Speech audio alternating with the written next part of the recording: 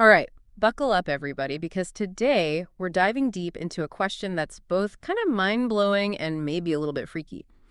Are we really calling the shots in our lives?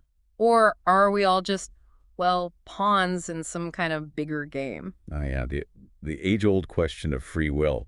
It's a real head-scratcher, isn't it? Right. And it's super relevant these days, with all the noise and influences Yeah. bombarding us 24/7. Exactly. I mean, how do we even begin to figure out what's real and what's just some kind of programmed response?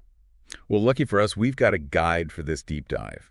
We're turning to Marynês Pereira. She's a consultant and all-around expert on human behavior. Oh, I've heard of her. She's got some pretty insightful takes on things. Yeah, she does. And in her article, it's called Free Will. The choice is yours, and so is the responsibility. She argues that even though there are all these forces kind of pushing and pulling us in different directions, we're not totally powerless against them. I like that. There's a sense of hope in that, right? Not just being a puppet on strings. Yeah, exactly. And she actually lays out this idea of what she calls an external matrix. An external matrix. So, like, are we talking The Matrix, the movie here? Like Keanu Reeves dodging bullets? Uh-huh. Not quite. It's not that sci-fi, but it's still pretty powerful. Think of it as this web of influences all around us, subtly shaping how we see the world. Okay, I'm starting to get it. So it's like the media we consume, social media, all those algorithms deciding what we see. Yep, all of that. Even institutions, the government, all these forces contributing to this external matrix that's kind of always there in the background. It's almost creepy when you think about it, like how much of what I believe is actually, me. Right. And Pereira even calls out some specific players in this matrix, like, celebrities using their platform to push certain agendas. But you see that all the time. Politicians spinning the narrative, even some scientists, those who are funded by big companies and maybe pushing specific research. Right, because there's always an angle, isn't there? It really makes you wonder how much of our thinking is truly our own and how much is just like downloaded from the matrix. That's exactly what I was thinking. And here's the good part, Pereira doesn't just leave us there feeling all helpless and manipulated. Oh, good. So there's some light at the end of the tunnel. Oh, yeah, there is.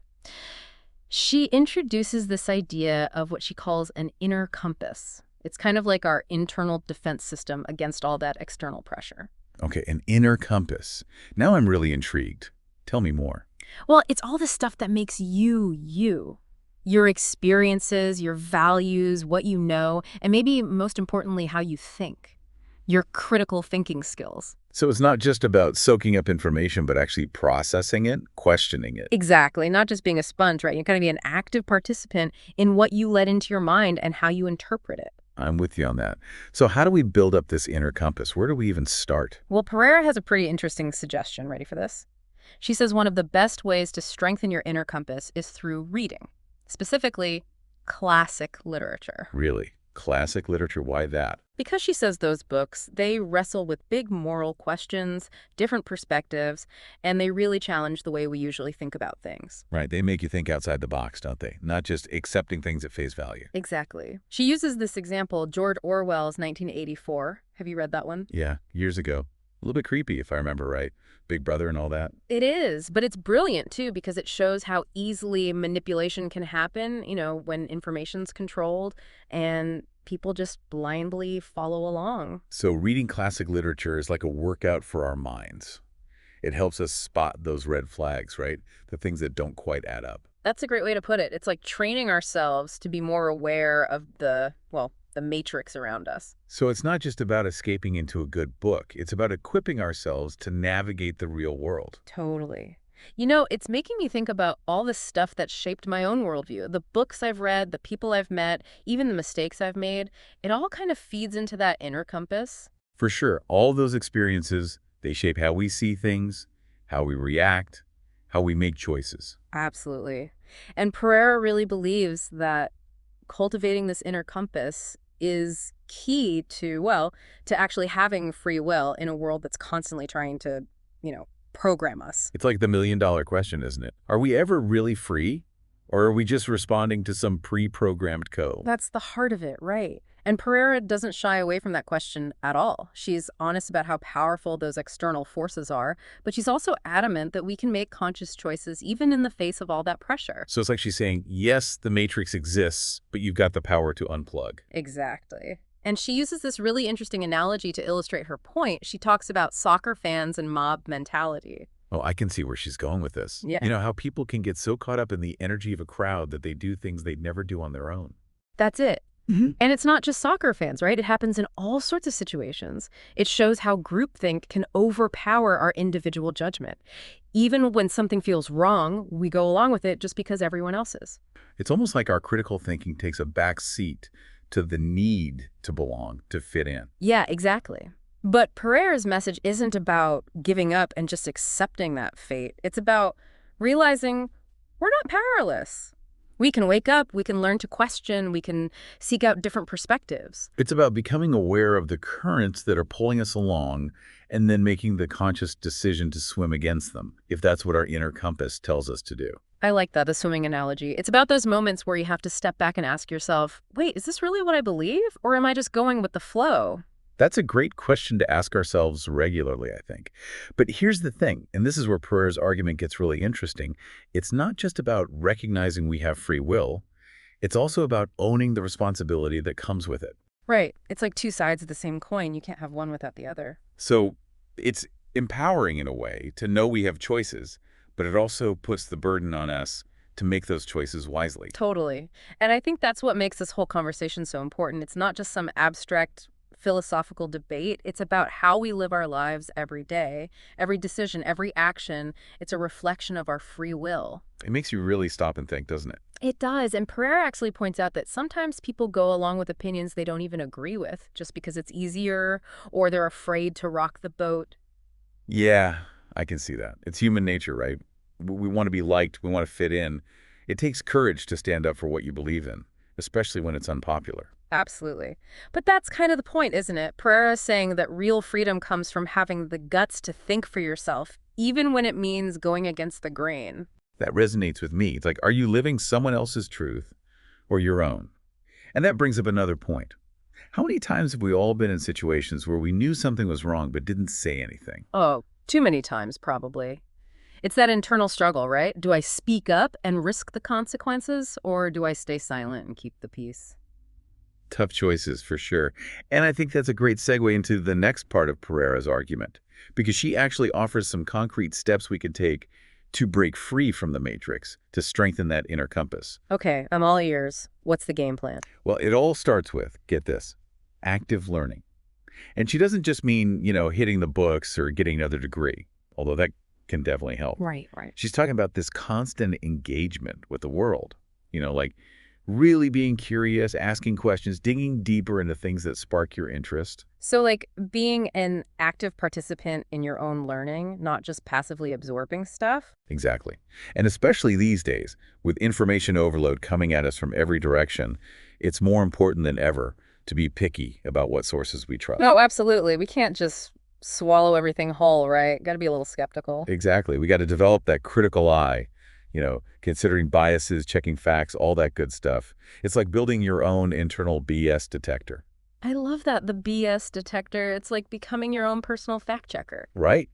And another thing Pereira talks about is the people we surround ourselves with. And she's not just saying, hang out with people who agree with you all the time. That would be pretty boring, wouldn't it? Echo chamber central. Totally. She's saying, find people who challenge you, who make you think differently, who expose you to new perspectives. So like a personal brain trust, helping you see all sides of an issue. Yes.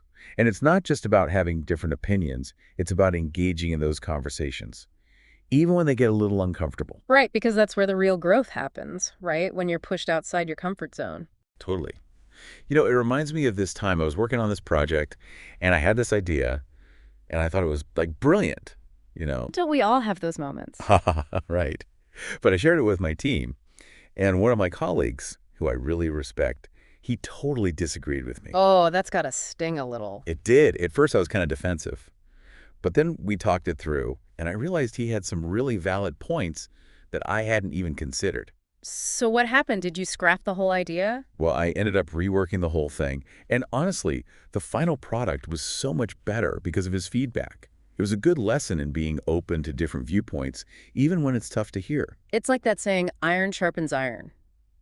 Sometimes we need those dissenting voices to help us refine our own thinking. Totally. And Pereira really emphasizes that surrounding ourselves with those kinds of people, the ones who make us think harder, is crucial for breaking free from the matrix. It's like having your own personal team of matrix hackers. I like that. But okay, here's another big piece of Pereira's argument. She says, it's not enough to just recognize we have free will. We have to actually take responsibility for the choices we make. So it's not just about thinking freely, it's about acting freely and owning the consequences. Exactly. It's where the rubber meets the road. Yeah. You know, it's easy to talk about free will, but it's a lot harder to put it into practice, especially when it means making tough choices. Right, because those choices, they have consequences. Good or bad, we got to own them. And that can feel scary, for sure. But Pereira argues that it's also incredibly empowering. Oh, so? Because when we acknowledge that we have the power to choose, we stop seeing ourselves as victims of circumstance.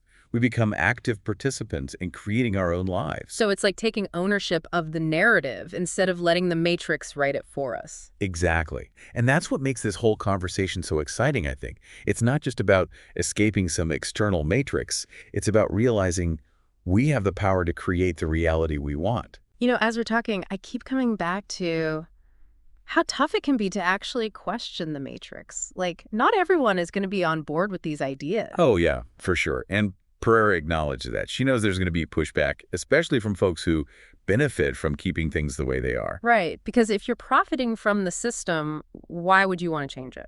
Exactly. So how do we deal with that resistance? How do we stay true to our convictions when we're facing, opposition or even ridicule?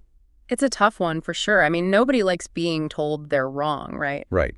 And Pereira, she actually has some advice for dealing with those situations. Mm. She says one of the most important things is to be informed, like really know your stuff.